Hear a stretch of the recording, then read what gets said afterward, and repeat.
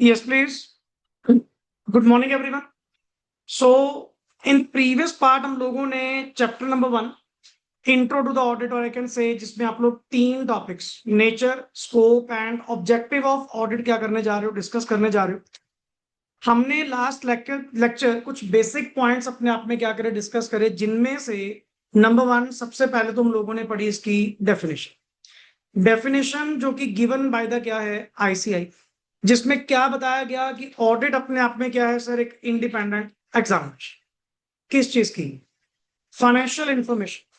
किसकी financial information? Of any entity whether profit oriented और not, irrespective of its size और legal proof. And when such an examination is conducted, और जब ऐसा examination conduct की जाती है with a view to express an opinion there, that is basically called as audit.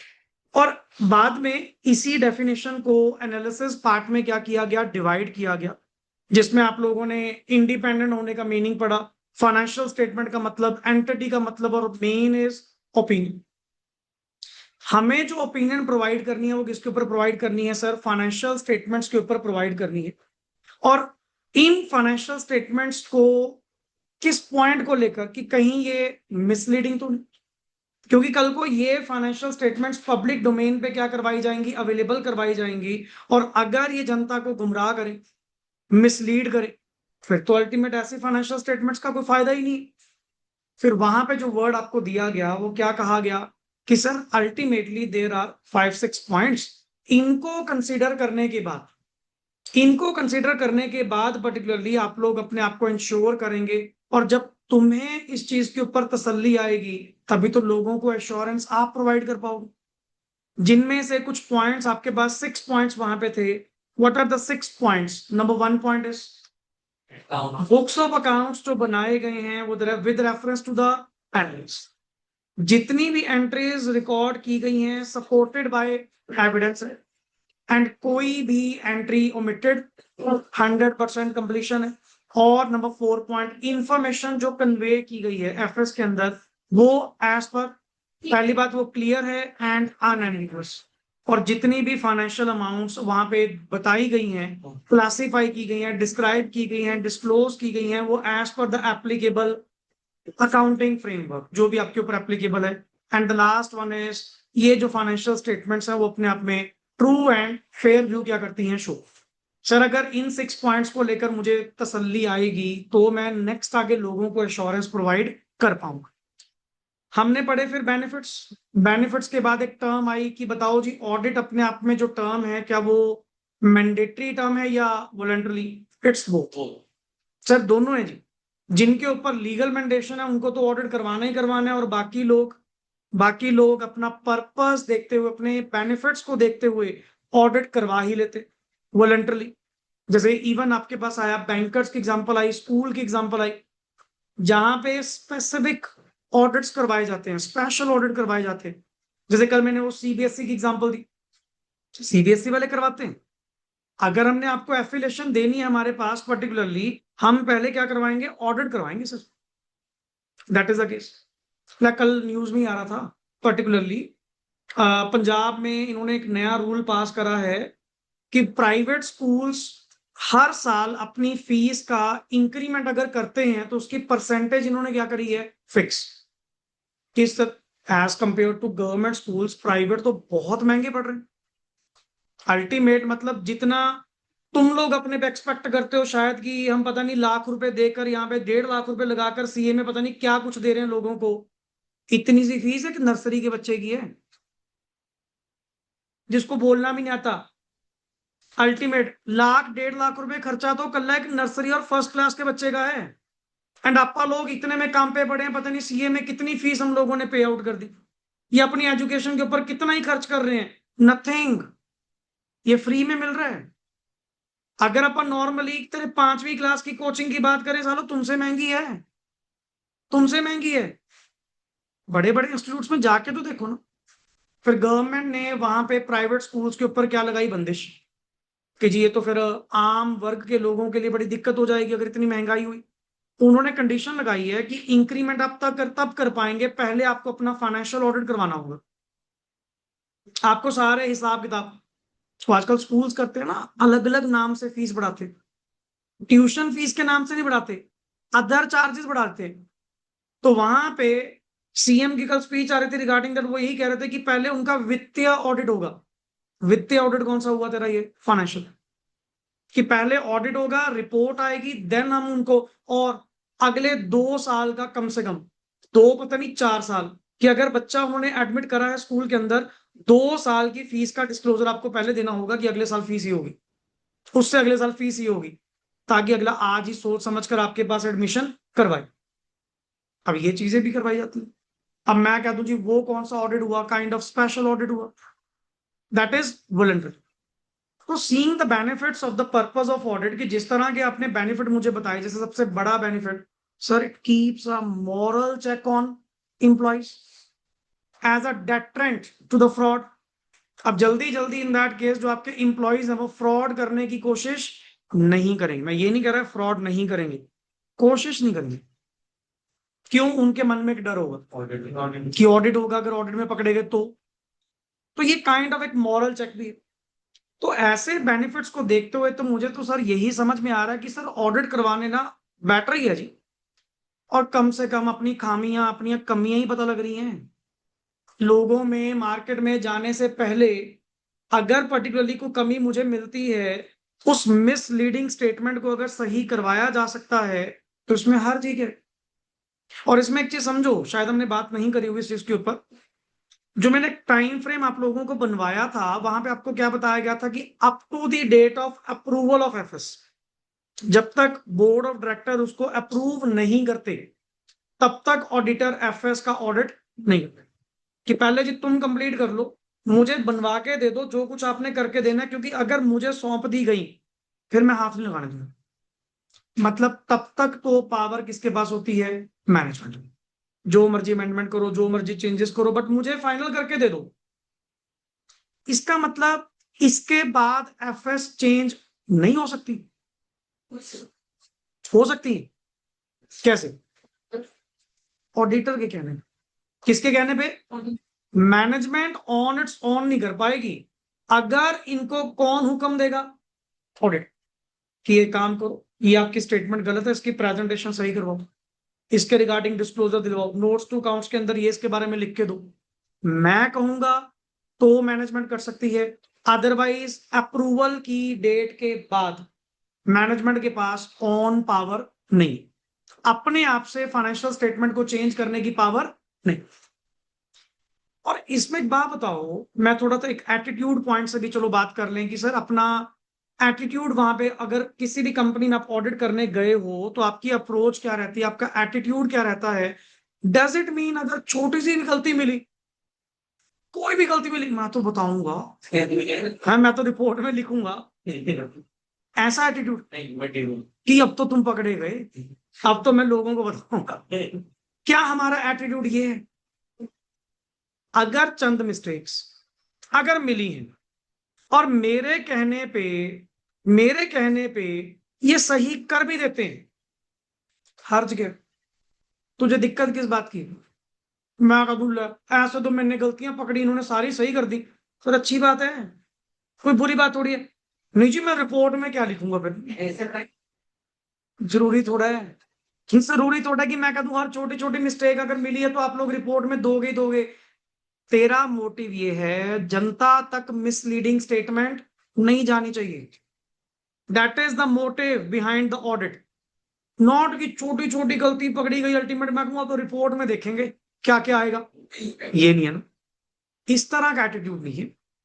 And अगर चीजें manageable है, टू बी ऑनेस्ट, अगर चीजें मैनेजेबल है, यार मुझे भी कोई अर्ज नहीं कि मैं मैनेजमेंट को कहूंगा देखो भाई आपने ये गलती करी है, मैं एक चांस आपको दे रहा हूं, मानते हो सही कर लो, नहीं मानोगे फिर मैं रिपोर्ट में दूंगा ही।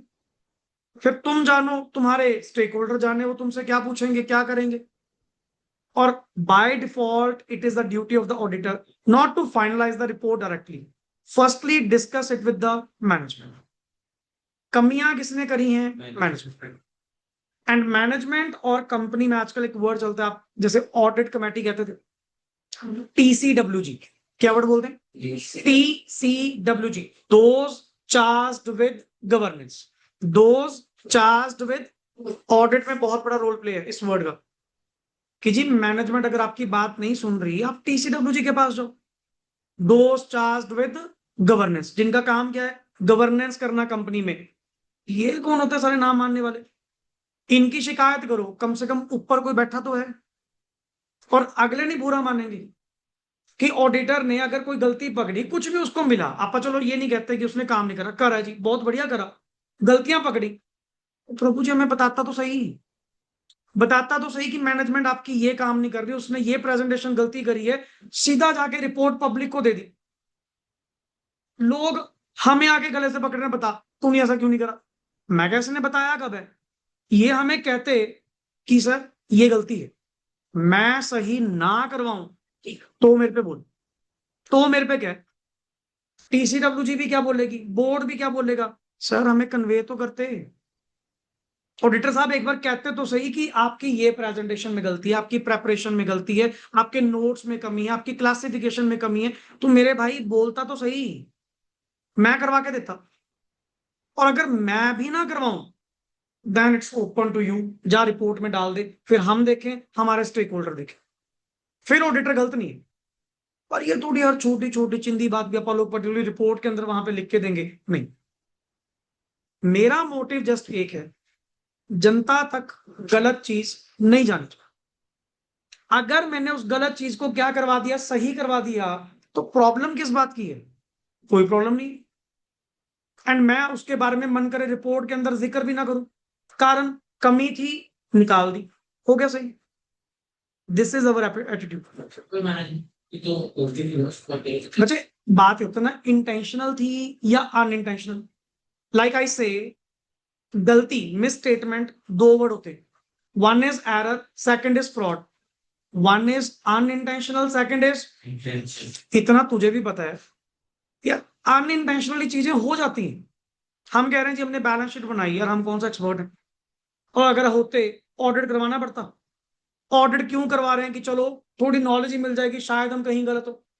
वैसे हमें इतना साल एक्सपर्टीज हो चुका, अब मैं कह रहा हूँ जी मैं इतने साल से पढ़ा रहा हूँ, एक्सपर्ट तो मैं अपने आप को नहीं मानता, माइट भी हो सकता कहीं गलत हो, क्या पता कोई नई चीज मिल जाए। तभी तो अपने आप को रेगुलरली क्या करते हैं, अपडेट करते हैं कि कुछ और देखो, कुछ और देखो नया। परफेक्शन थोड़ी है, इसीलिए तो हमने क्या करवाया। पर पॉइंट इज इंटेंशनली या अनइंटेंशनल। देख अगर इंटेंशनली था, दैट वाज फ्रॉड, वो तो रिपोर्ट होगा, वो तो रिपोर्ट होगा। एंड अंडर एनी सर्कमस्टांस, चाहे छोटी अमाउंट चाहे बड़ी अमाउंट, वो उससे पहले वो ठीक है, फिर कोई इशू नहीं। आप एक बताओ, मुझे तुम लोग अपनी गलती सुधारने के बाद ही मुझे दे दो, मेरे को तो पता ही नहीं क्या था। मैंने फ्रॉड पकड़ा, मतलब तूने करा, सही नहीं हुआ, मैंने पकड़ दिया, एंड अल्टीमेटली वो इंटेंशनली था, फ्रॉड वर्ड, मैं रिपोर्ट करूंगा करूंगा। हाँ बट अगर कोई एरर थी, जैसे कह रहा हूँ मोस्टली क्लासिफिकेशन की गलती, यार इतना थोड़ी आप स्ट्रिक्ट एटीट्यूड रखेंगे। वही चीज तो आपको ये यहाँ पे समझा रहा है कि व्हाट काइंड ऑफ, जैसे आज इसका टॉपिक आएगा, what kind of qualities an auditor must have, कि किस तरह की क्वालिटीज इसके अंदर होनी चाहिए। मेरा आपसे कोई दुश्मनी नहीं है कि आप कहते नहीं जी नहीं ये मैनेजमेंट है तो अपनी मतलब एंटी है, ये जो कहेंगे आप इसके उल्टा ही चलना है, नो। मैंने आपके सहयोग से ही, आपके योगदान से ही ये ऑडिट क्या करना है, कंप्लीट करना है। तो इसमें क्या हर्ज है अगर आपसे कोई एरर अगर हो भी गई। और बेनिफिट्स में क्या पड़ा था कि एरर्स को टाइमली मैनर पे पता करना, तभी तो ऑडिट करवा रहे हैं कि कम से कम हम अपनी डेफिशिएंसीज पे क्या कर पाए, काम। अच्छा दूसरी चीज एक और होती है, करंट वाली, अगर तुझे एरर पता लग गई, चल करंट वाली, अब तो ईयर निकल चुका, करंट वाली तो डील कर लेंगे और कम से कम अगले साल के लिए अकाउंटिंग तो सही हो जाएगी। ये तो आपको सही पता लग गया कि भाई अपन तो अकाउंटिंग की गलत कर रहे थे, दैट इज ऑल्सो। एक वर्ड इसको बोलते हैं रिसेप्टिव एटीट्यूड, कि ये नहीं अगले को अग्रेसिवली खाने को पड़ो हर चीज को लेकर। या आपका अगर कोई चीज मिली भी है, उनसे डिस्कस करो, ये कुछ दुश्मन थोड़ी है जो इनको चोरों की निगाहों से देख रहे हो कि सारे के सारे चोर है ये, कि इनको क्यों बताना। यही वो लोग हैं जिन्होंने 365 दिन वहां पे काम करा। और अगर ये तेरी बात ना माने, ना माने, फिर मेरे पास है, मैं रिपोर्ट में डालूंगा। और रिपोर्ट कम्युनिकेबल किसको होगी? टू द स्टेक होल्डर्स, और अगले एजीएम में आकर तेरे से जवाब मांगेंगे। फिर वो पॉइंट ऐसे थोड़ी और छोटी छोटी बात को लेकर गिले शिकवे ना। हाँ जी बोलो। ऐसे तो यूजली ऊंची तो बोल थोड़ा। जो भी ऑडिट रिपोर्ट हाँ, जाती है यूजुअली फिर तो उस पे एडवर्स मार्क या स्कीम की जाती है जल्दी जाता ही नहीं क्योंकि सबकी उसका। पर बात है मैनेजमेंट मानने भी तो सही मेरी बात। अब जिन केसेस में मैनेजमेंट अड़ जाती है ना जीना, ये तो नहीं चेंज होगा, मैं कर नहीं होएगा, ये लेडवर्स, फिर मेरा क्या जाएगा? डिस्क्लेमर। तभी कह रहा हूं आप all over India, all over India कभी सर्च करके देखना कि आउट ऑफ द 100% कितने के परसेंट जो ऑडिट रिपोर्ट्स हैं एडवर्स जाती है या डिस्क्लेमर जाती है। 1 या 2%। 98% पता कौन सी आती है? अनमॉडिफाइड या क्वालिफाइड। क्योंकि क्वालिफाइड में दोनों का काम चल गया, एक्सेप्ट दोस्त, तेरा भी काम चल गया और मेरा। मोस्टली ये होती है। हाँ जी बोलो। कोई भी चीज आपने जानबूझ के गलत करी, वो फ्रॉड है। लिखना था 500, लिख दिया 5000, पर लिखा जानबूझ के, दैट वाज फ्रॉड। कि आपकी इंटेंशन गलत है। अनइंटेंशनल मतलब मेरी कोई ऐसी इच्छा नहीं थी, हो गया। लिखना था मान लो सर 756, लिख दिया 765, ये अनइंटेंशनल है, जानबूझ के थोड़ी लिखा। That is. अब कल हमने पर्टिकुलरली, हाँ जी सर, सीओडी हाँ, हम्म,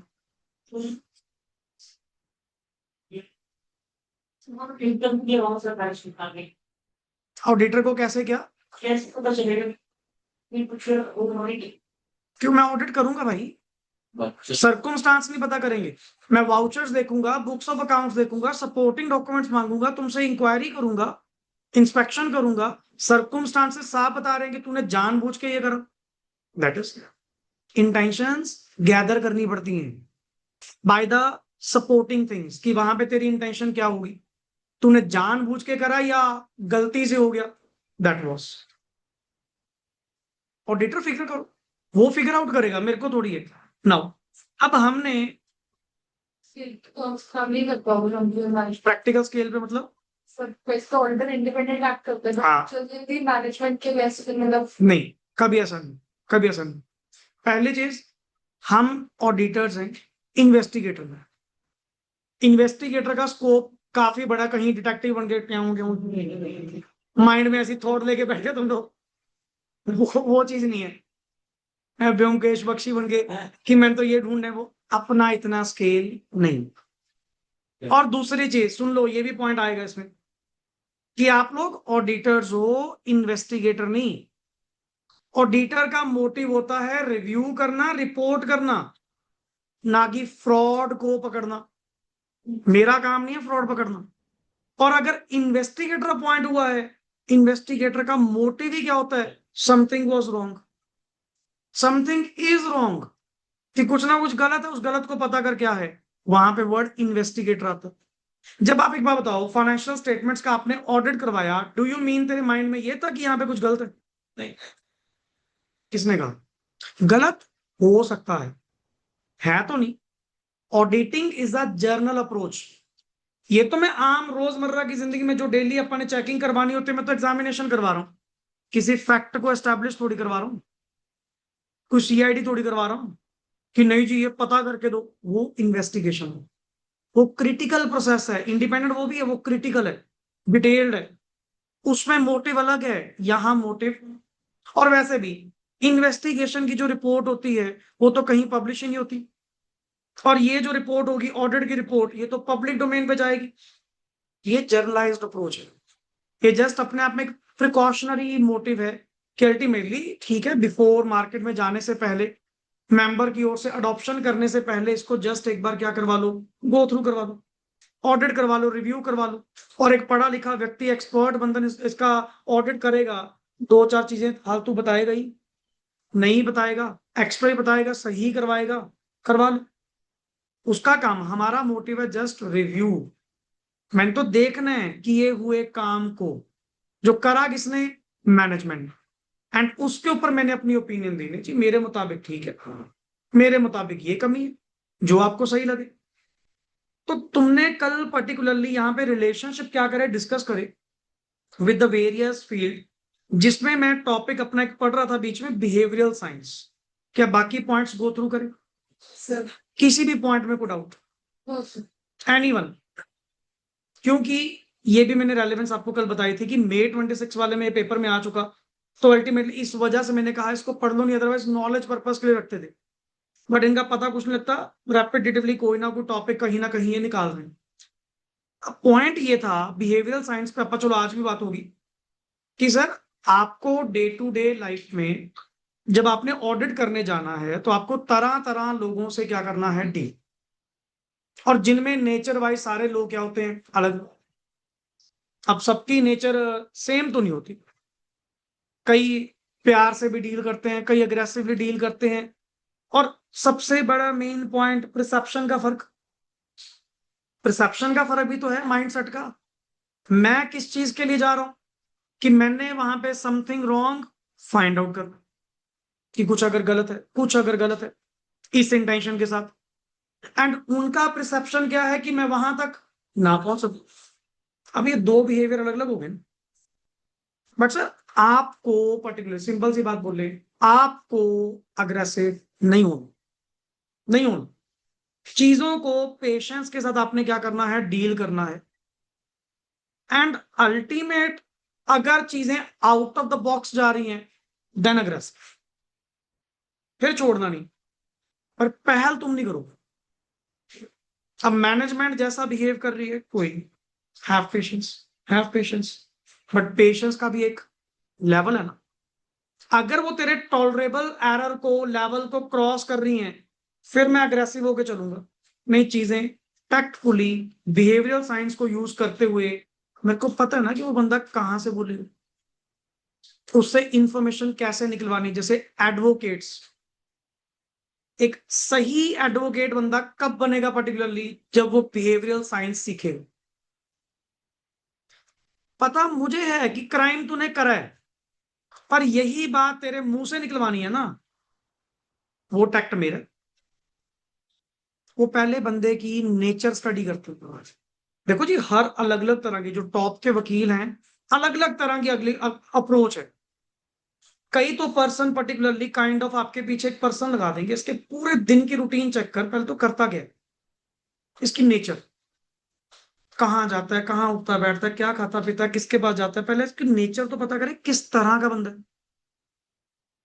और ये हमेशा एक ह्यूमन बिहेवियर इन फिट अपने में, जिस तरह का बिहेवियर आप लोग रखते हो ना, अगर उसके ऑपोजिट चलना शुरू कर दो, आप सह नहीं पाओगे, आप सह नहीं पाओगे।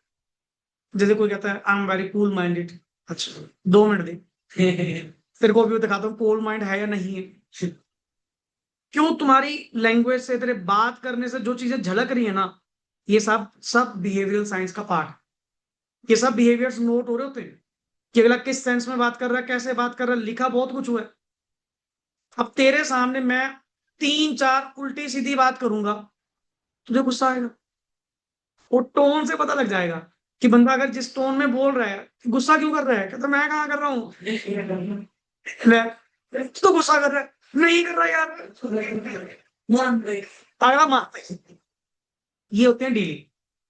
यही चीजें एज एन ऑडिटर भी तुम्हारे पार्ट में भी काम आती है, कि पहले ये देखो जिससे इंफॉर्मेशन आपको ऑब्टेन करनी है वो किस लेवल का बंदा है, किस तरह का बिहेवियर वो काउंट करता है। और दूसरी बात, आपा यहाँ पे उलझने नहीं आए, या किसी बात की लड़ाई, किसी बात का डिस्प्यूट रेज करने, मारा मारी करने। आपा इन चीजों से बहुत दूर है। मुझे सॉर्टफुल होकर काम करना है। मेरा मोटिव है काम करना, दैट्स इट। ना कि चीजों में स्टक होना, उलझना, और अल्टीमेटली अपना भी दिमाग खराब करना और सामने वाले का भी। क्या फायदा? आप डील करो वेस्ट। अब यहां पे चलो पहले तो बढ़ते हैं क्वालिटीज में, पॉइंट आएंगे सारे ये वाले। Difference between sir accounting and auditing के बीच में क्या फर्क है? पहला word accounting, meaning accounting is the art of, पढ़िए आर्ट ऑफ क्या लिखा हुआ जी, recording, classifying and summarising. It's basically an art of recording, classifying and summarizing the ये कहां तक है पर्टिकुलरली काइंड ऑफ ट्रायल बनी। पहले बनते हैं जर्नल, जर्नल से लेजर, लेजर से ट्रायल, ट्रायल को समराइज कहते हैं, और जिसके द्वारा एक फाइनेंशियल स्टेटमेंट्स क्या कर दी जाती हैं, बना दी जाती। और auditing, it is an independent examination of, हाँ जी, to express an opinion there. और इधर मोटिव अलग है, इधर कोई मेरा काम रिकॉर्डिंग, क्लासिफाइंग, समराइजिंग नहीं है, उल्टा किए हुए अकाउंटिंग को एग्जामिन करना मेरा काम। नाउ फंक्शन ये रिकॉर्ड करता है जी फाइनेंशियल एस्पेक्ट्स को, ये एग्जामिन करता है। इधर अकाउंटिंग तो कोई भी कर सकता है। अकाउंटिंग की अगर बात करें सर, अकाउंटिंग तो कोई भी कर सकता है, any person who has sound knowledge of, good knowledge of accounting. But इधर ऑडिटिंग कौन करेगा सर? जैसे stat audit can only be conducted by principals as per the accounting standards AS या इंडियस, और इधर क्या चलते हैं आपके auditing standards. Next one word is, पढ़िए आगे, प्राइमरी रिस्पॉन्सिबिलिटी। अकाउंटिंग करने की रिस्पॉन्सिबिलिटी किसकी है बताओ? Management, clear. और इधर ऑडिट कंडक्ट करने की रिस्पॉन्सिबिलिटी किसकी है? ऑडिटर। इधर एक्सपर्टीज किसमें चाहिए? अकाउंटिंग, उधर चाहिए दोनों में। एंड टाइम ऑफ अकरेंस, पहले कौन होगा?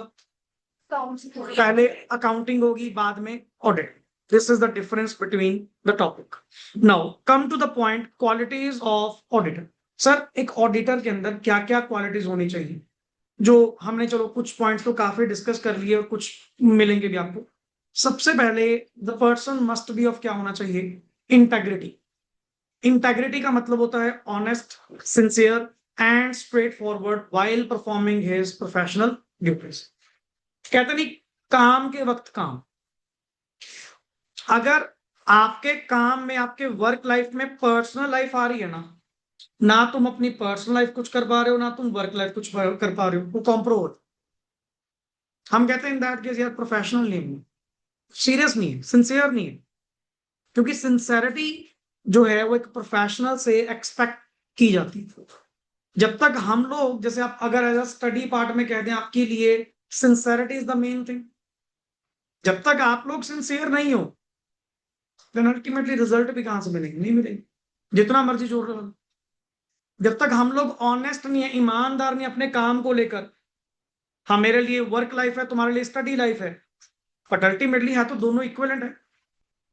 आपको अपना रोल प्ले करना है, हमें अपना रोल प्ले करना है। बेईमान होने को जब मर्जी हो जाए, बट ऐसी आदत डाली ही नहीं, ऐसा कभी आदत डाला ही नहीं पर्टिकुलरली कि कमिटमेंट्स हैं सर, बियॉन्ड कमिटमेंट्स। अगर ये बात कही है, करनी है तो करनी है, then that person will be क्या माना जाता है? The person of great integrity. अगला ऑनेस्ट है, सिंसियर है, straightforward. Straightforward means to the point, सीधी बात। अल्टीमेटली कोई घुमा फिरा के करने वाली बात मैं नहीं करूंगा, टू द पॉइंट जो होगी, आपके सामने सीधी बात कर दी। अब इन दैट केस ये मेरी नेचर। अल्टीमेटली अगर मान लो कोई पर्सन कंक्लूड नहीं कर पा रहा, फिर अल्टीमेटली सीधी बात, फिर लास्ट में एक बोलूंगा कि देख भाई ये मैटर है, तेरा मन टिकता है तो ठीक है, नहीं मनता तो रहने दे। घर वाले भी साथ में कई बार बैठे होते हैं, बड़े खुश हो रहे होते हैं जी, कम से कम आपने टू दी पॉइंट बात करी, फ्रैंक बात करी, हमें ये पसंद आया। हम चंडीगढ़ जाए, फलाना जाए, कहाँ जाए, घुमा फिरा रहे हैं जी, ये कर लेंगे, वो कर लेंगे। मैं कह रहा हूँ जब यार नहीं कर पाएगा, क्यों तंग कर रहे हो उसको? इसके लिए बेटर गाइडेंस ये है कि आप इसको ये करवाओ, आप इसका चैनलाइज ये करवाओ। कहते जी हम तो खुद चाह रहे हैं।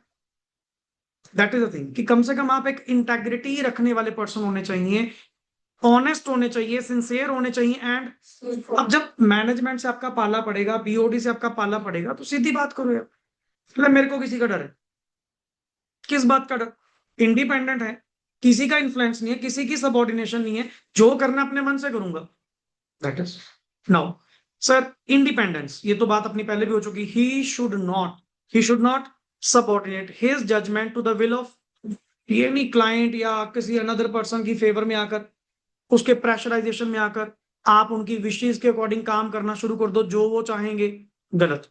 Next, he should be free of any interest. Free of any, तेरा कोई सेल्फ इंटरेस्ट बीच में नहीं होना चाहिए, क्योंकि तेरी इंडिपेंडेंस को ब्रीच करने वाला कौन होता है? पहले तो तेरा इंटरेस्ट, तेरा पर्सनल इंटरेस्ट उस काम के अंदर।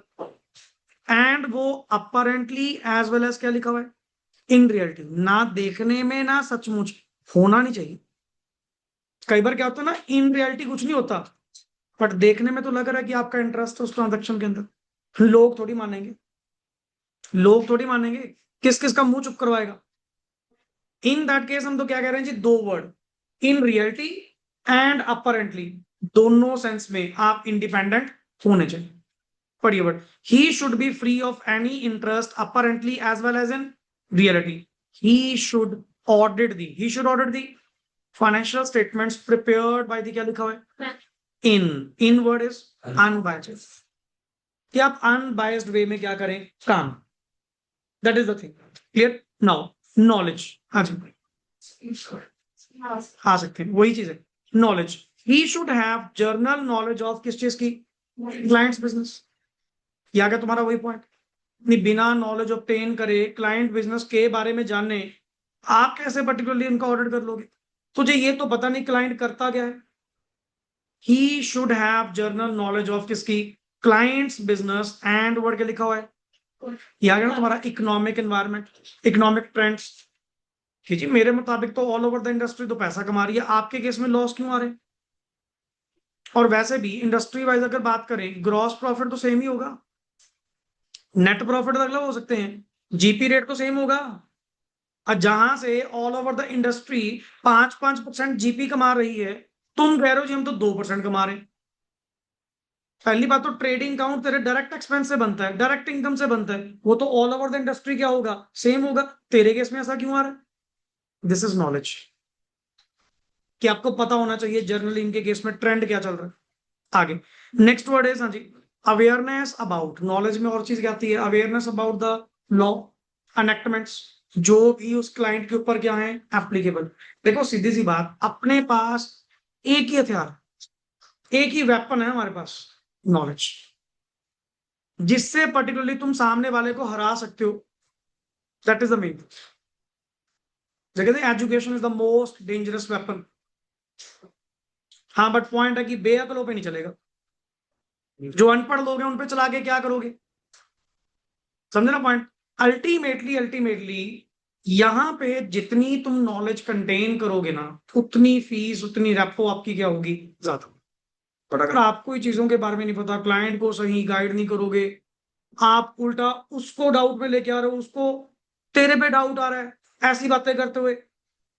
एक होता है स्टीक चीजें बताना एक्ट के अकॉर्डिंग, सर ये आप कर सकते हैं। एक होता है हाँ कर भी सकते हैं, और लगातार ही मरवाएगा। क्लाइंट को विश्वास ही नहीं आ रहा, वो आप पे भी विश्वास कब करेगा, व्हेन यू हैव गट्स।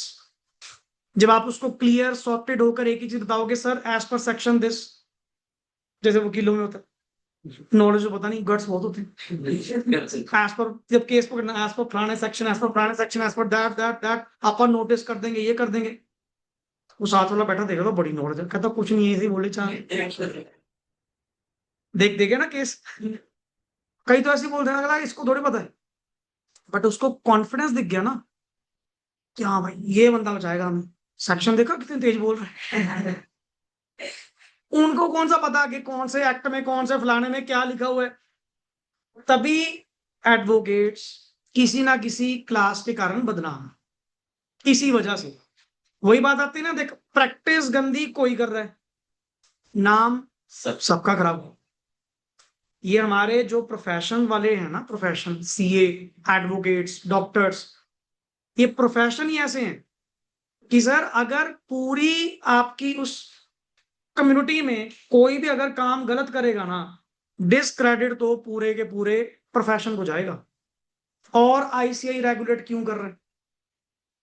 क्योंकि उनको पता है काम किसी सीए ने गलत करा होगा कहाँ पे, नाम तो सबका खराब होगा। जैसे आम लोग नॉर्मली कहीं भी बात चलती है, मान लो कोई डॉक्टर्स ने कुछ गलत कर दिया, बड़ा डॉक्टरों के तो हाल ही है, डॉक्टरों पे पूरी कम्युनिटी पे लगा दिया। नॉर्मल कहते नहीं, अब वकीलों का क्या है, वकील तो ऐसे ही करा, किसी एक ने गलत होगा, एप्लीकेबल किस पे हो गया, सब पे हो गया। ये प्रोफेशन का वो है कि प्रोफेशन में एक्चुअली होता ही यही है, गलत कोई करेगा बट सहना। इसीलिए इन सब के ऊपर, इन सब के ऊपर, प्रोफेशंस के ऊपर रेगुलेटरी बॉडीज हैं अपनी अपनी। अब मेडिकल एसोसिएशन अलग बनी हुई है जो डॉक्टर्स को रेगुलेट करती है, कि आपने गलत प्रोफेशन में काम नहीं करना, एथिकल प्रैक्टिस करनी है। एडवोकेट्स का बार काउंसिल हमारे अलग से, ICI, ICSI जितने भी बने हुए हैं जरूरी है, क्योंकि इन प्रोफेशंस को पावर इतनी तगड़ी दी हुई है कि अगर इनको ओपन छोड़ दिया जाए तो ये गलत प्रैक्टिस में इन्वॉल्व हो जाएंगे एंड अनफेयर मीन्स के जरिए पैसा ऑब्टेन करना शुरू कर देंगे। दैट इज द थिंग, इसीलिए जरूरी है। नाउ द वर्ड इज पढ़िए, he must continuously update his knowledge to conduct audit. क्या लिखा हुआ है? इफेक्टिवली। और हम लोग नॉलेज अपनी अपडेट कैसे करते हैं particularly sir? Through the books, through the seminars and through the webinars आजकल चलने लगे, क्योंकि सेमिनार्स में तो फिर फिजिकली जाना पड़ेगा ना, तो आजकल उन्होंने वेबिनार्स का कंसेप्ट लगा दिया। ICI अपने लेवल पे कितने सारे वेबिनार्स क्या करवा रहा है, कंडक्ट करवा रहा है। ब्रांच अपने लेवल पे कितने सारे सेमिनार्स कंडक्ट करवाती है to keep the professionals update. और कहीं ना कहीं आप सीधी सी बात कहते हैं सर, नेटवर्किंग भी अच्छी होती है, लिंक्स भी बहुत बढ़िया बनते हैं। अब हम इस वाले फील्ड में आ गए, कहते नहीं पर्टिकुलरली बाकी दुनिया के सभी लोग इकट्ठे हो सकते हैं, टीचर एक जगह इकट्ठे नहीं हो सकते। क्यों? सभी ज्ञानबाज है। अल्टीमेट वो कहेगा मेरी सुन, कहेगा मेरी सुन, दिक्कत लगती है ना। अल्टीमेटली बाकी सारी एसोसिएशन वर्कआउट कर सकती हैं, टीचर्स की नहीं कर सकती जल्दी जल्दी। उसका कारण ये है, क्यों? सबको बोलने की आदत बहुत है, माइक सबको अच्छा लगता है कि मुझे मौका दो मैं बोलूंगा। अब इन दैट केस जब आपको पता है कि एक बंदा सही काम कर रहा है, एसोसिएशन को गुड रन कर रहा है, उसको करने दो यार। क्यों बेफालतू की उंगली कर रहे हो, उसको तंग कर रहे हो? अगला काम आप कुछ करना नहीं, दूसरे को करने देना नहीं। ये तो वो हिसाब है, ना खेले ना खेलने दे। मेरा बैट है मैं तो लेके चला गया। नहीं, पहली बैटिंग मेरी हुई, जब हम छोटे थे रूल होता था, ठीक है ना? नहीं, जिसकी बॉल जिसका बैट अल्टीमेट पहली बारी उसकी होगी, वो आउट भी हो गया ना, ना ना आउट ही नहीं हुआ। तेरे को सेकंड बारी तेरे को दूसरी देंगे, ट्राई बॉल थी। क्यों? पता है ना खेलेगा ना खेलने देगा, अगला चला जाएगा। इन दैट केस अब यहाँ पे जो ब्रांच अपने लेवल पे कितने सारे सेमिनार्स क्या करवाती है, कंडक्ट करवाती है, उसका मेन मोटिव है नॉलेजेबल, अपडेट रहना। नाउ कम्युनिकेशन स्किल्स पढ़िए, during conduct of what, that is the most important चीज जो आपको अल्टीमेट चाहिए, not from the paper point of view, life point of view. Important लिख रहे हैं उसके ऊपर, ऐसा लिख रहे हैं। ये पेपर में आएगा normally, that is communication skills. वही है ना कि इतना भी सीरियस नहीं होना है, ज्यादा ही डीपली जा रहे हो। दैट मीन्स नॉर्मली अगर हम बात करें, एक CA जो भी पर्सन प्रैक्टिस के अंदर आ रहा है या इवन एम्प्लॉयमेंट में भी जा रहा है, हम कहते हैं सर पे स्केल का बड़ा फर्क है जी। कोई एक ऐसा CA पढ़ लो जो 20 लाख के पैकेज में भी काम कर रहा है, 50 लाख के पैकेज में भी काम कर रहा है, और वो भी CA है जो 5-6 लाख पे भी काम कर रहा है। उसका कारण है skills. What kind of skills? There are various: judgmental skills, communication skills, logical skills, technical skills. There is lack of skills. और जिनमें one of the most important जो काउंट होती है, that is communication skills, जो अक्सर हमारे CA वाले लोगों में नहीं, और I can say etiquettes नहीं है sir. Literally day by day बच्चे इतने बड़े होते जा रहे हैं, अकल ही नहीं है। अब इन चीजों को चलो कहने का फायदा नहीं, बुरा मान जाएंगे, बट वो एटिकेट्स नहीं रहे जो पहले टाइम पे की। और ये एटिकेट्स भी आई थिंक सो एक ऐसी चीज है जो आपको आपके पेरेंट्स से मिलते हैं, आपको अपनी एजुकेशन से मिलते हैं, आपको अपने टीचर से मिलते हैं, दैट इज, बट कोई प्रोवाइड ही नहीं करता, कोई सिखाता ही नहीं कि what should be the behaviour and how you should be communicative. जब तक आप अपनी बात अपने लोगों के बीच में बैठकर नहीं बोल सकते, नहीं कह सकते, हाउ कैन यू इमेजिन कि आप क्लाइंट को सही गाइड कर दोगे? इतने सारे लोगों के सामने रिप्रेजेंटेशन कैसे दे दोगे? एंड MBAs इस चीज को खा के बैठे, उनके पास है ही एक चीज है, कम्युनिकेशन स्किल्स। नॉलेज तो है ही नहीं। चलो नॉलेज छोड़ परे, तू ये बता बेचना क्या है, काम क्या करवाना है? इतने तगड़े बनाए हुए हैं चीज, इतने प्रोएक्टिव प्रोएक्टिव कि आप सर टास्क दो, क्या करना है आपको, होता हुआ मिलेगा। इतने कम्युनिकेटिव हैं, जिनका वो हिसाब है कि गंजे को भी कंघी बेच दे, किसको फिर इससे बाल आएंगे, अगला उस हौसले में ले लेगा। ये बात ही ऐसे जचाएंगे, चीज ही ऐसे जचाएंगे। मार्केटिंग सारा खेल किसने सांभा हुआ है? एमडीएस। इनको पता है सर बिजनेस रन कैसे करने हैं। क्यों? इनको पूरा टाइम एजुकेशन में, एजुकेशन कम प्रेजेंटेशन ज्यादा। कोई भी टीचर आ रहा है, टॉपिक दे रहा है, प्रेजेंटेशन तैयार करो, आधे घंटे बाद मिलेंगे, एक एक ने अपनी प्रेजेंटेशन पेश करनी। वो डेली डेली उनका स्टेज फियर खत्म कर दिया, स्टेज फियर खत्म कर दिया, यही कह लो कि बेशरम बन गए, कोई परवाह ही नहीं है। कहीं भी किसी जगह भी जाके जहां भी जो बोलना है शुरू हो जाएंगे। बंदा कामयाबी वही है, कामयाबी वही है। और हम लोग पर्टिकुलरली इतना पढ़कर कर कर इतना कुछ हम देख रहे हैं, सब कुछ सीख रहे हैं, सिर्फ अंदर ही समा कर बैठे हैं, बट उसको एक्सप्रेस ही नहीं कर पा रहे। मैं अपनी बात ही नहीं बोल पा रहा। जब मैं नॉर्मली चीजें आपसे पूछता हूं, व्हाट आई एक्सपेक्ट कि आप लोग उसमें पार्टिसिपेट करो, और कम से कम पार्टिसिपेट करोगे, दो ही चीजें होंगी, या तो आंसर सही होगा या गलत होगा, बट कम से कम पार्टिसिपेट तो करा। कम से कम तूने अपनी ओपिनियन, अपना व्यू मेरे सामने रखा तो सही। मेरे लिए वो पॉजिटिव पॉइंट है, और ना कि वो जो माइंड में सोच रहे होते हैं, आंसर बोलने की कोशिश कर रहे होते हैं बट बोल नहीं सकते। वो वेट कर रहे होते हैं कोई और बोल दो, जैसे ही बोल दे हाँ हाँ, हाँ, ये तूने क्यों नहीं बोला भाई, तुम भी तो बोल सकते थे। That is lack of communication skills. और एक सीए सबसे ज्यादा मार अगर खा रहा है, वो कहाँ खा रहा है? इस चीज। हम लोग नॉलेज से तो भरपूर हैं, बहुत नॉलेज है सब्जेक्ट की, मतलब डोमेन खा के बैठे हैं, एक्सप्रेस ही नहीं कर पा रहे। क्यों? हमारे करिकुलम ने हमें कम्युनिकेशन स्किल्स दी ही नहीं, हमें किसी ने एटिकेट्स, प्रोफेशनल बिहेवियर सिखाया ही नहीं, how to pitch a client, इन चीजों पे बात ही नहीं हुई, एंड हेंस रिजेक्टेड। और जो बंदा अपने स्टडी टाइम पीरियड में इन चीजों को लेकर सीख लेता है, संभल लेता है, मैनेज कर लेता है, कम्युनिकेटिव बन जाता है, मतलब क्यों नहीं यार कंपनीज प्लेसमेंट देंगी। आजकल तो ये मान लो कंपनीज पर्टिकुलरली नॉलेज तो बाद में देखते हैं, पहले ये देखते हैं कि बंदा काबिल है। और कई लोग ऐसे बैठे हैं जो एजुकेशन के सहारे नहीं, कम्युनिकेशन स्किल्स के सहारे काम पे बैठे हैं।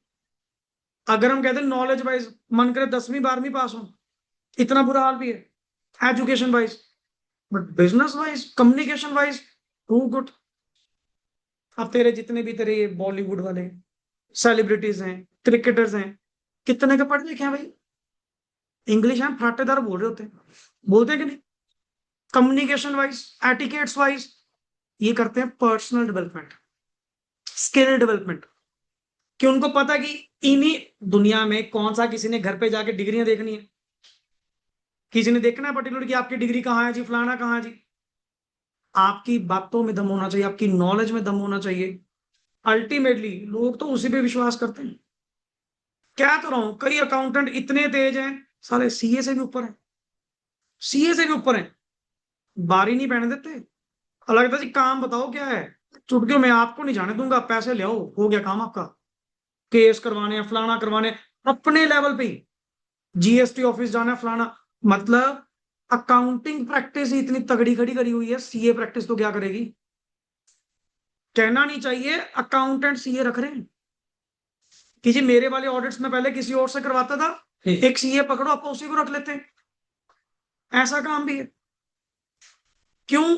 तुम्हारा काम भी शुरू कहां से होता है? From the accounting. और तेरा काम शुरू कब होगा? अकाउंटिंग के बाद।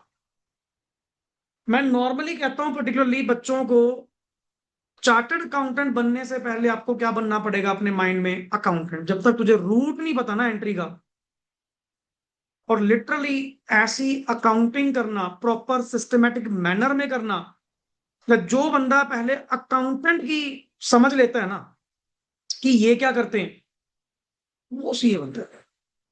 क्यों? आगे फिर तेरे को जब नॉलेज आ गई ना, एंट्रियां कैसे घूमती हैं, कौन एंट्री कैसे रोटेट होती है, तभी हम लोग तो स्पेशली कहते हैं कि जब भी मान लो किसी आप अपनी इंटर्नशिप में जाते भी हो, वहां पे उल्टा एक्सपेक्ट करो कि मुझे अकाउंटिंग सिखाओ, बुक्स मेंटेन करना सिखाओ।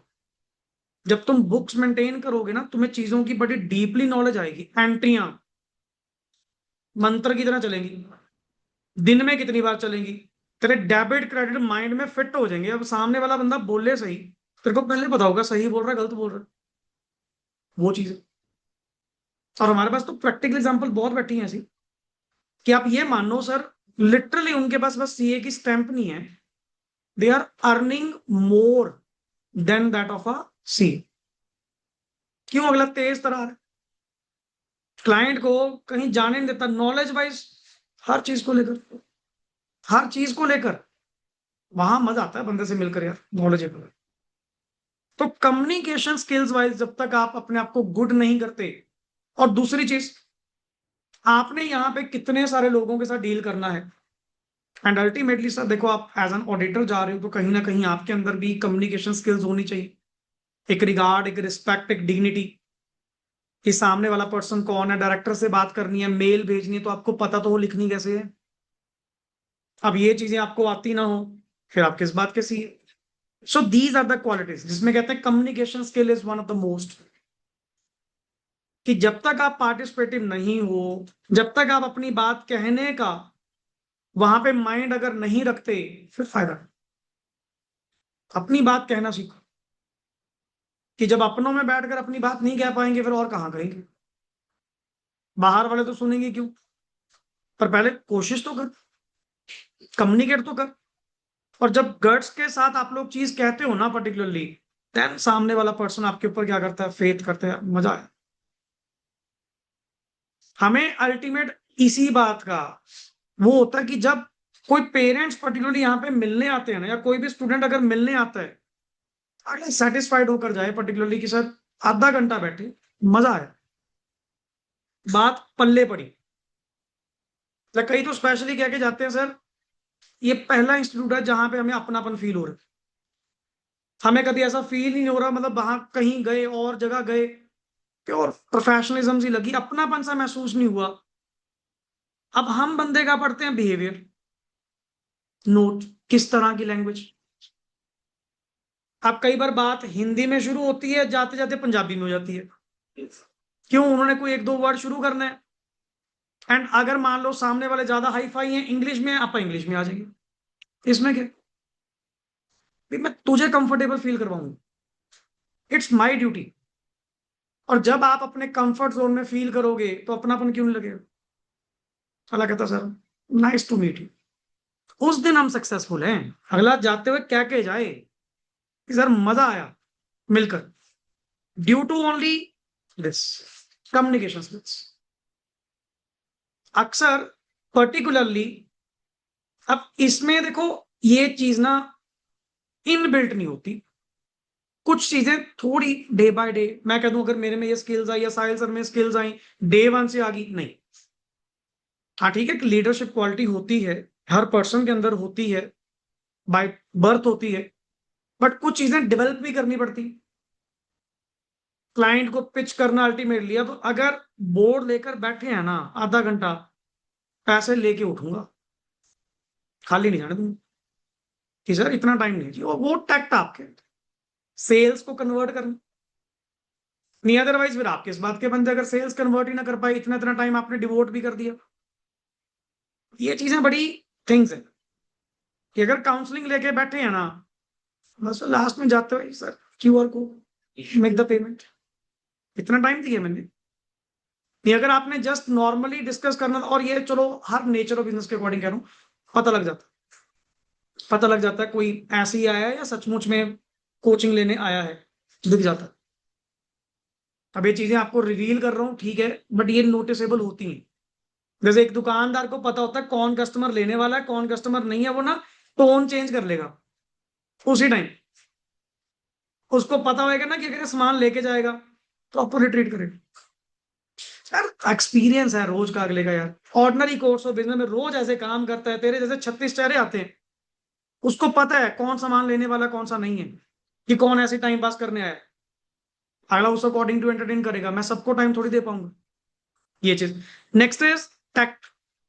हर चीज, हर इंफॉर्मेशन को निकालने का तेरे पास क्या होना चाहिए? टैक्ट, तोड़, जिसको कहते हैं कि अब पर्टिकुलरली तुझे पता है कि सामने वाला बंदा थोड़ा र्यूड है, तो उसको कैसे डील करना, क्योंकि इंफॉर्मेशन तो मुझे चाहिए। अगर इंफॉर्मेशन उसने मुझे प्रोवाइड नहीं करी तो मेरा काम रुक जाएगा। और पता है करेगा वो है, बट उसका तरीका अलग है। कहते कोई नहीं, फिर आप वो टैक्ट लगा लो। इसको वर्ड कहते हैं tactful. You must be tactful in obtaining the information. पढ़िए, he must be able to deal with the different person in the different situation। हाँ जी, He is correct and supervise his own staff as well as thus he should be tactful. बिल्कुल। तो आपने देखो अपने staff से भी काम लेना है, अपने क्लाइंट के स्टाफ से भी इंफॉर्मेशन लेनी है। डेली आपने कितने लोगों से डील करना है, तो आपको एक फैक्ट होना चाहिए काम करने का तरीका। नाउ जजमेंट, बड़ा अच्छा पॉइंट। और ये एक वो वेपन है जिसके बिना तुम किसी का ऑडिट कंप्लीट कर ही नहीं पाओ, क्योंकि हर पॉइंट ऑफ टाइम पे, जगह जगह पे आपको जजमेंट स्किल्स क्या करनी पड़ेंगी, यूज करनी पड़ेंगी। फॉर एग्जांपल सेंसस लगाएं या सैंपल लगाएं, इवन एनटीई डिसाइड करना ऑडिट प्रोसीजर की, ये भी तो क्या है? जजमेंट। मटेरियलिटी, क्या मटेरियल होगा क्या नहीं होगा, ये भी तो क्या है? जजमेंट। मतलब तुझे ऑडिट ऑडिट के अंदर ही ना हंड्रेड्स ऑफ एग्जांपल मिल जाएंगे सिर्फ इस वर्ड में। आप उल्टा ये बिलीव करोगे लास्ट में, सर जजमेंट स्किल्स ही हैं जिनके कारण तेरा ऑडिट कंप्लीट हो रहा है। नहीं, किसी ऑडिट को रैप अप करना पॉसिबल है ही नहीं। फॉर एग्जांपल ये ऑडिट एविडेंस आपके सफिशिएंट है या अप्रोप्रिएट है, ये भी तो क्या तुम्हारी जजमेंट कि हाँ सर सफिशिएंट अप्रोप्रिएट बोथ है। नहीं, कहीं को डेफिनेशन लिखी हुई है कितना क्वांटम कितनी क्वालिटी, ये भी तो तेरी जजमेंट है। पढ़िए, he should be capable to taking firm judgement. हाँ जी। Has to be. Items are to be checked. What is that? And what should be the sample size? Sample size कम होना चाहिए, ज्यादा होना चाहिए? Sir that purely depends upon the professional judgement. और ऐसे कई जगह कई एग्जांपल आएंगे, कई, कि ऑडिटर अपनी प्रोफेशनल जजमेंट क्या करे, यूज करे। एंड ये क्वालिटी अगर उसके अंदर होगी to make a judgement, decision making जैसे कहते हैं अपन, डिसीजन मेकिंग अगर होगी तभी कर पाओगे आगे। Logical skills, he must be able to analyse and interpret. हाँ जी। Problem. So that he can accordingly deal with the same. Technical skills.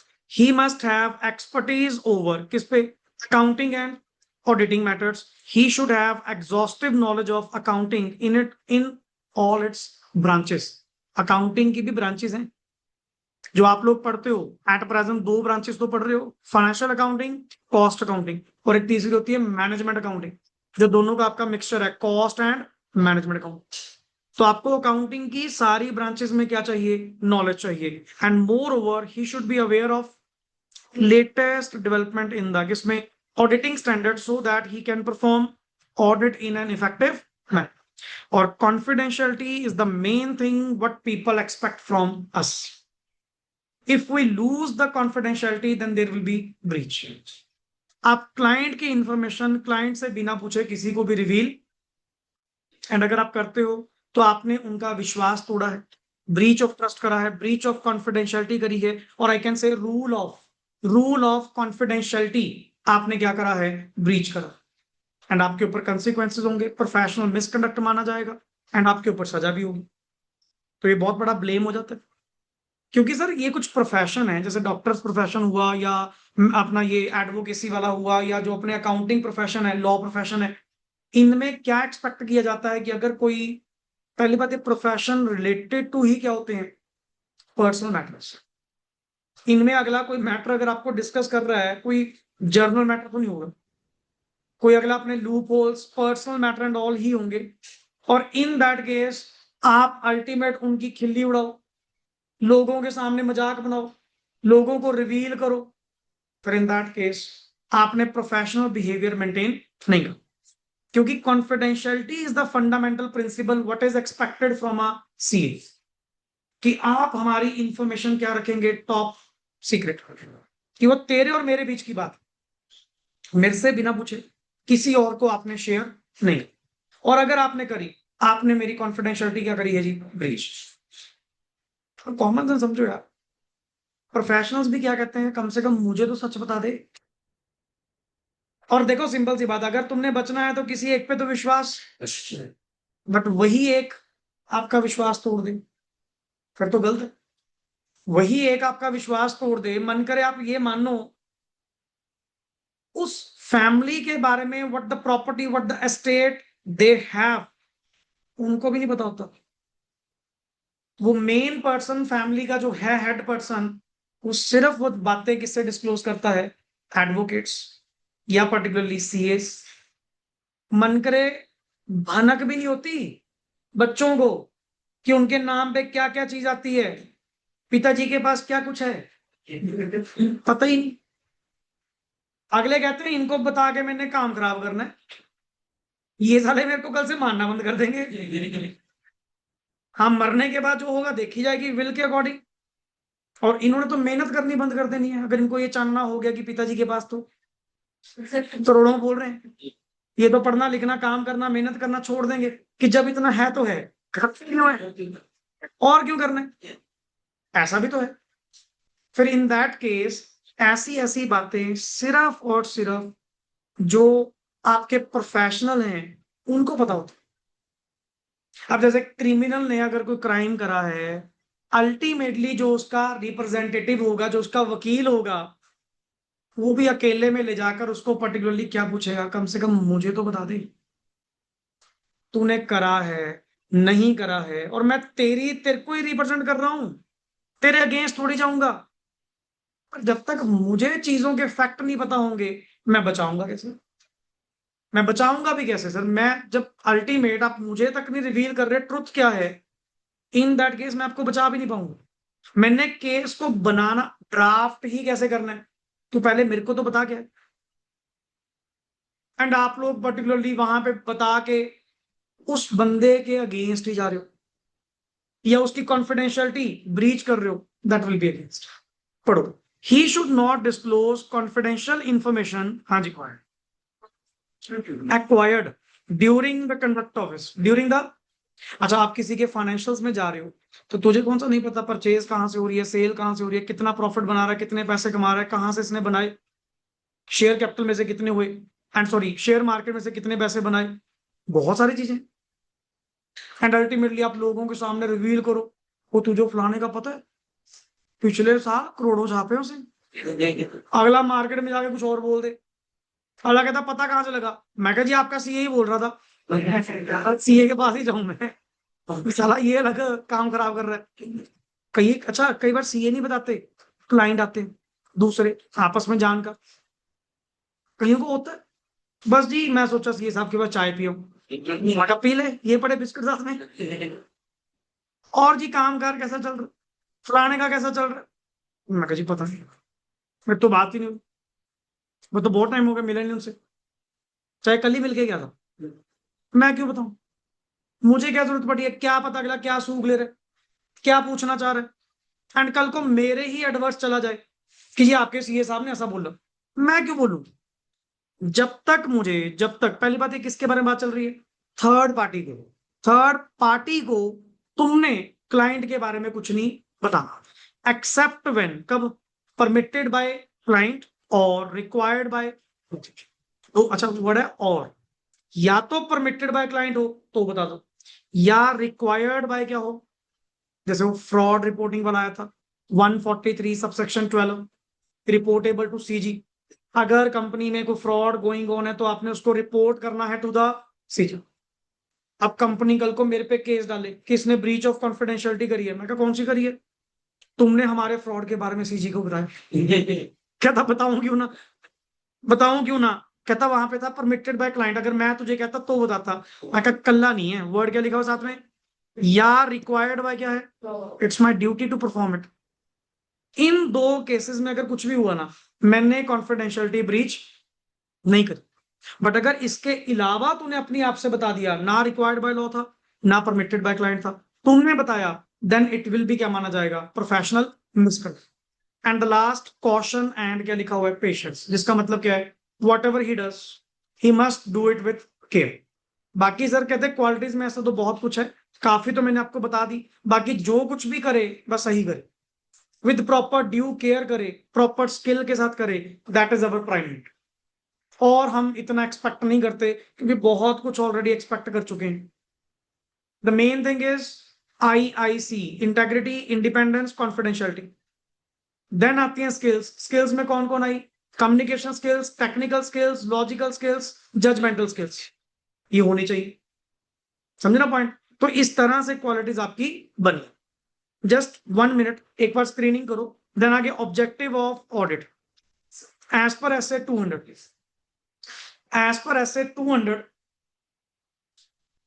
Particularly करिए फटाफट। कौन सा? बिल्कुल ऐसे, हाँ करो जी फटाफट जल्दी, एक बार क्वालिटीज रिवाइज करो। देन मेन टॉपिक शुरू करूं मैं, ऑब्जेक्टिव ऑफ ऑडिट।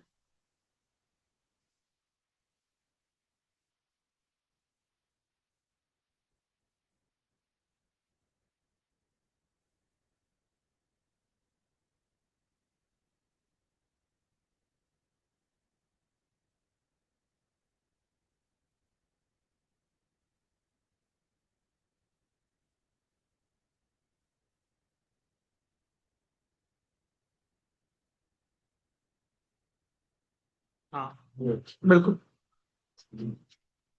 इंडिपेंडेंस। अगर रिलेशन में होगा तो इंडिपेंडेंस ब्रीच होगी, या आप अपने प्रिकॉशंस यूज करो अल्टीमेटली कि इंडिपेंडेंस पे डाउट में।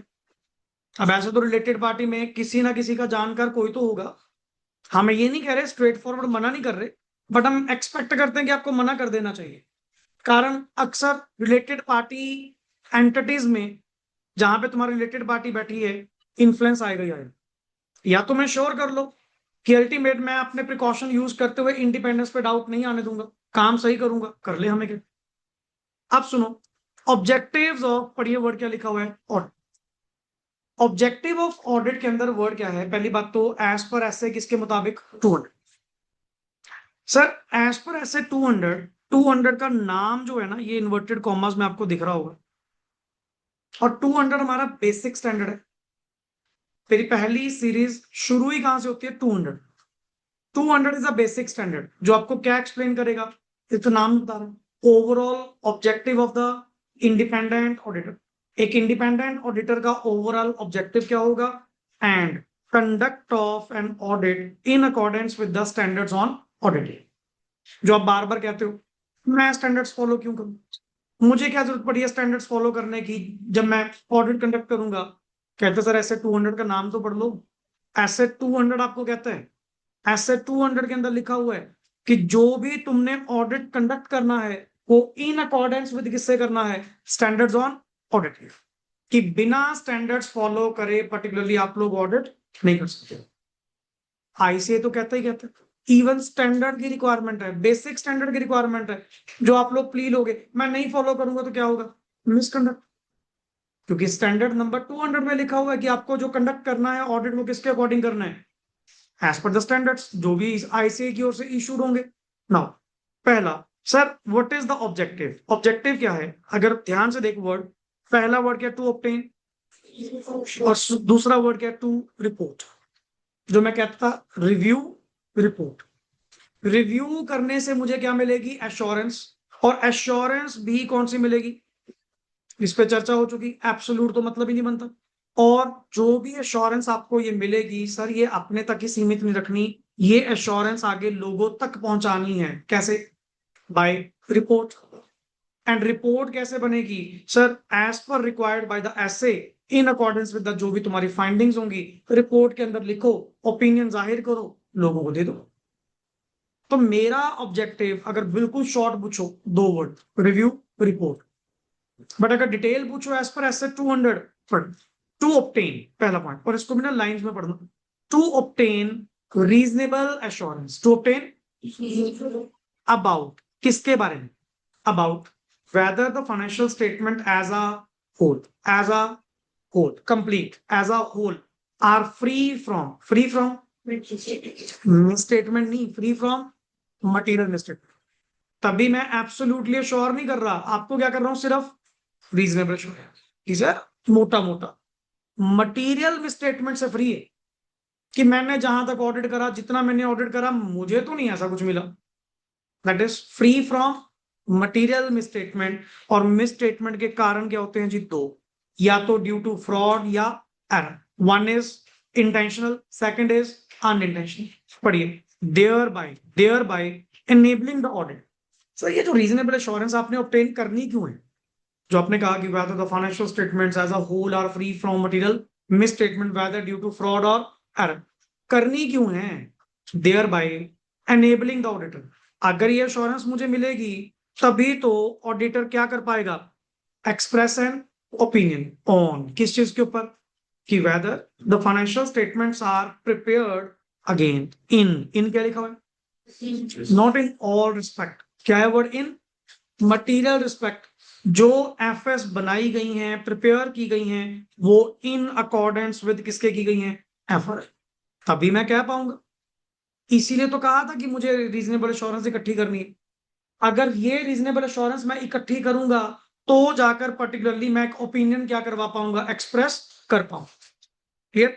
एंड अगर ये ओपिनियन मेरी फ्रेम हो जाए, बन जाए, तो report on the financial statement and communicate as required by the किसके according?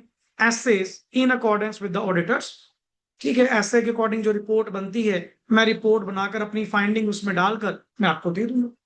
This is my wholly solely objective. कि मेरा और ऑब्जेक्टिव क्या होगा ऑडिट के अंदर? यही तो मेरा काम है। जिसमें पहला पॉइंट, दोबारा पहला पॉइंट क्या? To obtain reasonable assurance. किस चीज के बारे में?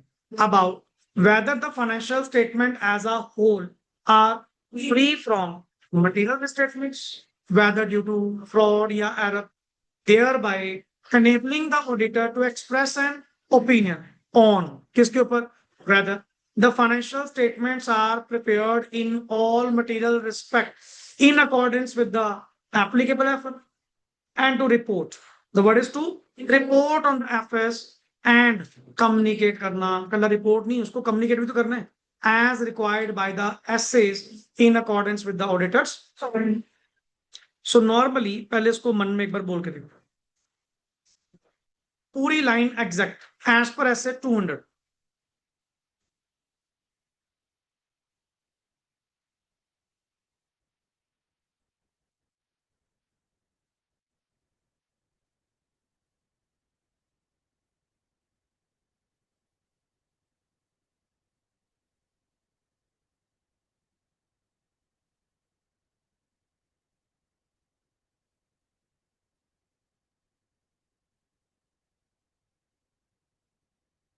बताओ जी, as per SA 200 what is the objective of audit? To obtain reasonable assurance, to obtain reasonable assurance about whether the financial statements are free from material misstatements, whether due to fraud or error, thereby enabling the auditor to express an opinion on the whether financial statements are prepared in all material respects in accordance with the applicable FRF and to report the audit जो भी है, to report the and communicate, report on the financial statements and communicate as required by the essays in accordance with the auditors। क्यों नहीं याद होते? Word to word भी याद होगा।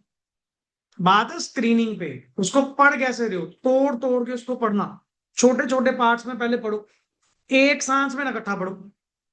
अपनी आदत है, अपन लाइन इकट्ठी पढ़ते हैं। इकट्ठी क्यों पढ़ रहे भाई? पहले उसको छोटे पार्ट्स में तोड़, उसका छोटा छोटा मीनिंग क्लियर कर, फिर इकट्ठा कर, फिर इकट्ठा प्रोनाउंस कर। It takes multiple reading, not one reading की पहली बार में पढ़ा हो गया। मल्टीपल रीडिंग ले, तुझे वर्ड का फ्लो तक भी मिलेगा, एग्जैक्ट मिलेगा। और मुझे रिटेनेंस मैक्सिमम 2 डेज की चाहिए होती है। परसों मेरा पेपर, आज पढ़ना शुरू कर रहा हूं, मैंने इतना तो पक्का क्राइम करना है कि कम से कम 2 दिन तो मेरा रिटेन रहे। अब वो आपकी मेमोरी टेक्निक है, वो आपकी याद करने की कैपेसिटी है, and number of time reading है। कितनी बार आपने बुक, देखो जी, कल्ला बुक पढ़ना मैटर नहीं करता, कितनी बार सही वे से आपने उसको पढ़ा है ये मैटर करता है। आला कहता जी मैंने 5 बार बुक पढ़ ली सर, 6 बार बुक पढ़ ली, फिर नहीं मेरे 40 आए। वही बात है, तूने इंटेंशनली तो पढ़ी नहीं ना, तूने उसको प्रॉपर वे से तो पढ़ा ही नहीं। ठीक है, फॉर्मेलिटी पूरी करी है। नहीं, जो बंदा खुद एक्सपेक्ट करो 6 बार बुक पढ़ने के बाद भी हम लोग 40 नंबर के पीछे रोए, ये तो शर्म की बात है। 6 to 7 टाइम्स, बेयरली कह रहा हूं, बेयरली। बड़े आराम से पेपर से पहले पढ़ दोगे 6-7 बार, कहने की बात है, बड़े आराम से होगी।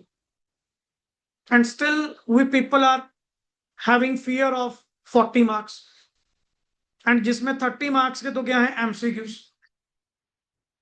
बात मिथ बनाए पे है, बिठाए पे है। जो दिमाग में चीज बढ़ गई, इसको बाहर निकालना पॉसिबल नहीं। जो तूने सोच ही लिया, या तो फिर जो कह रहे हैं उसके अकॉर्डिंग चल, वही मान, नहीं अदरवाइज अगर अपनी करनी है, जो मन में बिठा ही लिया, इसको बाहर निकालना बहुत मुश्किल है। सर ऑडिट तो होता ही नहीं जी, ऑडिट तो होता ही नहीं जी, ऐसे तो कोई सब्जेक्ट नहीं होता। टैक्स को लेकर रो लो, अकाउंट्स को लेकर, लॉ को लेकर, सबकी दुखती रख कोई ना कोई है। बट पॉइंट है कि जब पता है कि करना तो पड़ेगा, उसका तरीका ढूंढ, कि जिसका मेथड ये होना चाहिए। पर इस तरह से चलते हैं, चल थोड़ा थोड़ा पार्ट करते हैं, इकट्ठा नहीं करते, पहले ये चैप्टर करते हैं फिर ये करते हैं। कर तो सही ना।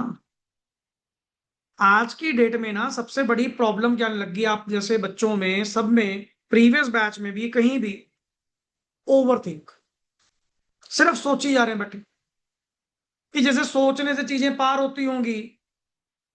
नहीं, मैनिफेस्टेशन करो, बट कल्ली मैनिफेस्टेशन नहीं, कि उसी के सहारे बैठे हैं, बस मैंने सोचा था जी ऐसा होगा।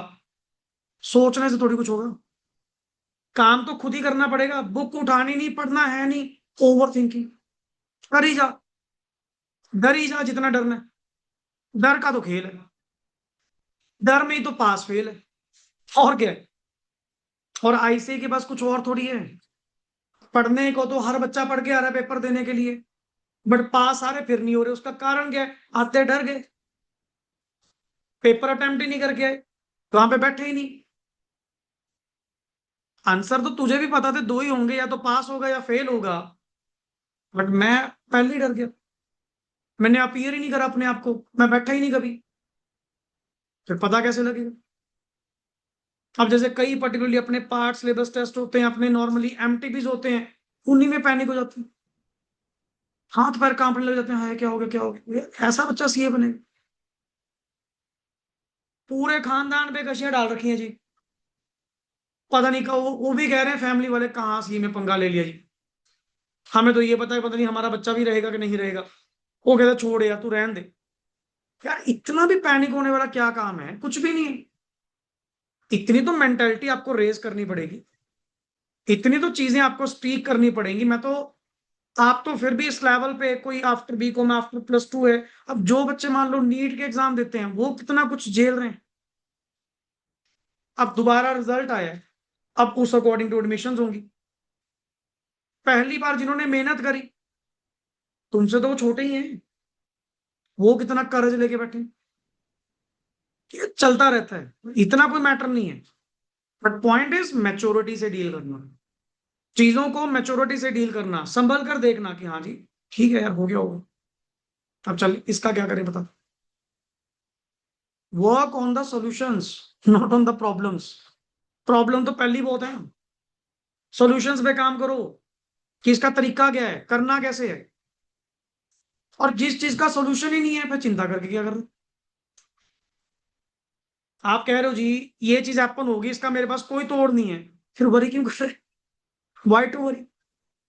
और अगर चिंता का सॉल्यूशन है, देन वाई टू वरी, जब सॉल्यूशन तेरे पास है। और अगर चिंता ही नहीं है, वाई टू वरी।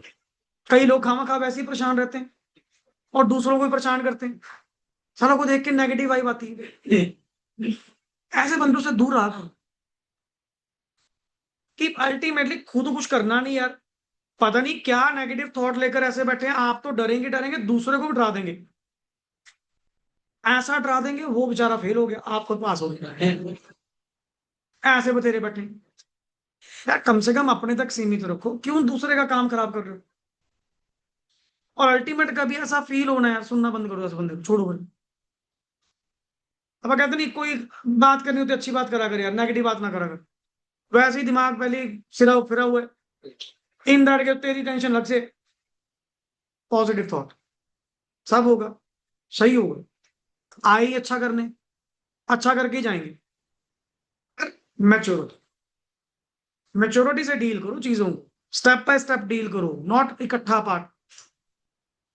एंड इसका कारण पता क्या है? पेशेंस लेवल खत्म होना। हम लोगों में day by day patience level क्या होती जा रही है? खत्म होती जा रही है। तभी आपा लोग चाहते हैं बस चुटकी बजाते आज ही मिल जाए, जैसे जियो का फाइबर। आदत खत्म कर दी ना पेशेंस। अब चीजें यार टाइम लेती हैं, किसी को जल्दी मिल जाती है, किसी को लेट मिल जाती है, मिल तो जाती हैं। अपा उन चीजों पे काम नहीं करते, अपा हमेशा क्या कहते हैं, बस सुनाने की आदत है, नेगेटिव नेगेटिव नेगेटिव। कोई नहीं, हौसला रख, पॉजिटिव सोच, तुझे भी मिलेगा, तेरे पास भी वो दिन आएगा। देर सवेर सबने बनना है, पर हौसला तो रख। अब कई लास्ट बैच में अगर May 26 की बात करूं, कुछ बच्चे एक दो रह गए हमारे अकॉर्डिंग कैपेबल बच्चे, बड़े इजिली निकलने वाले, वो इस तरह से चुप कर बैठे हैं, सीधी सी बात बोलूं कि जैसे हम जानते ही नहीं कौन है साहिल सर, कौन है धीरज सर, कौन है। क्या हो गया अगर रह भी गए? कोई बड़ा मैटर नहीं है, अपना गलतियों पे काम करेंगे। भी कुछ गलतियां आपको पता थी कि आपके वर्क स्ट्रक्चर में कमी थी, पढ़ाई में कहीं कमी थी, तो अपन काम करेंगे, बट फेस तो करना पड़ेगा। अब हम कहते हैं चीजों को फेस ना करना पड़े जी, बस मुझे तो कल सक्सेस चाहिए, तो कर मर मिटने वाला काम, कर डू और डाई वाला काम, क्यों नहीं मिलेगा? मेहनत भी उस लेवल की करना, क्यों नहीं मिलेगा? और अगर बाय चांस ऐसा हैपन हो भी गया, सर ऑल ओवर इंडिया आपको पता है रिजल्ट इतना है। अब जो नीट वाले बच्चे कह दूं, अगर वो पहली हिम्मत में टूट जाते, क्लास दोबारा रैंक कैसे लेके आते? जो मिलना है, जिस वक्त मिलना है, वो सब तय है। आपका काम है काम करते रहो, मेहनत करते रहो, दैट्स मेरे हाथ में तो जस्ट एक वर्ड है जी, मेहनत, और कुछ नहीं। मेरे हाथ में कल्ली मेहनत है, मैं तो उसको कंट्रोल कर सकता हूं, कम ज्यादा कर सकता हूं अपने पास, और कुछ नहीं है। मैं फ्यूचर को कंट्रोल नहीं कर सकता, मैं रिजल्ट धक्के से पास नहीं लेके आ सकता। सब चीज ऑलरेडी अगर डिसाइडेड है, बस मेरा काम है उस पर डटे रहना, लगे रहना, अपना काम वो है। आपा तो अपना काम पूरा करो, बट हर बंदा ना सिर्फ ओवर थिंक कर रहा है। उस दिन आए September 26 वाले पेपर्स गिला जाएंगे टैक्स में, हमारे टाइम पे होंगे, देखना चेहरे देख लेना, ऐसे जैसे कोई विरासत लुट गई हो, कहीं के राजा महाराजा हैं पर्टिकुलरली, हम तो जी कुछ नहीं रहे, खाली हो गए भाई, कुछ नहीं है, सब सॉर्टेड है, सब ठीक है, समझे? अब यहां पे पर्टिकुलरली जो ऑब्जेक्टिव आप लोगों ने पढ़ा, ऑब्जेक्टिव एज पर किसके अकॉर्डिंग दिया गया? ऐसे 200, समझे भाई? अब नाउ नेक्स्ट वन वर्ड जो आपका एनालिसिस है, एनालिसिस ऑफ क्या लिखा हुआ है? ऑब्जेक्टिव्स ऑफ ऑडिट, जिसमें जो तुमने एज पर ऐसे 200 पढ़ा है, वही चीज पर्टिकुलरली आपको डिटेल में, जिस पे बात कर रहे थे सर, रीजनेबल एश्योरेंस होती है जी, एब्सोल्युटली।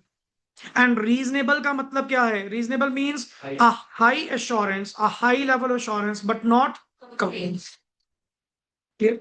सो कल वाले पार्ट में हम लोग अपना ये एनालिसिस, ये तो चलो छोटा सा पार्ट है मेरा।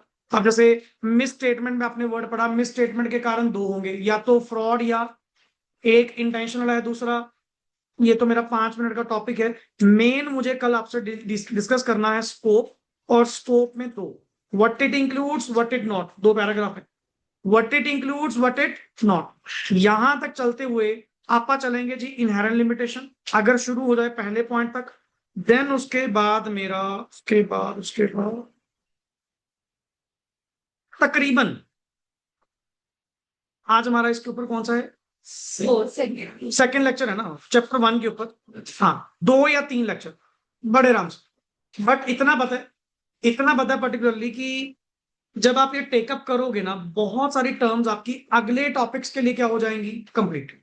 Is that clear? So last वाला आप इंक्लूडिंग स्कैनर कर लेंगे, जो भी होगा, नहीं अदरवाइज पहले आप कंटेंट के ऊपर काम करते। चलिए, ओके जी, thanks a lot, and rest we will do in the next part.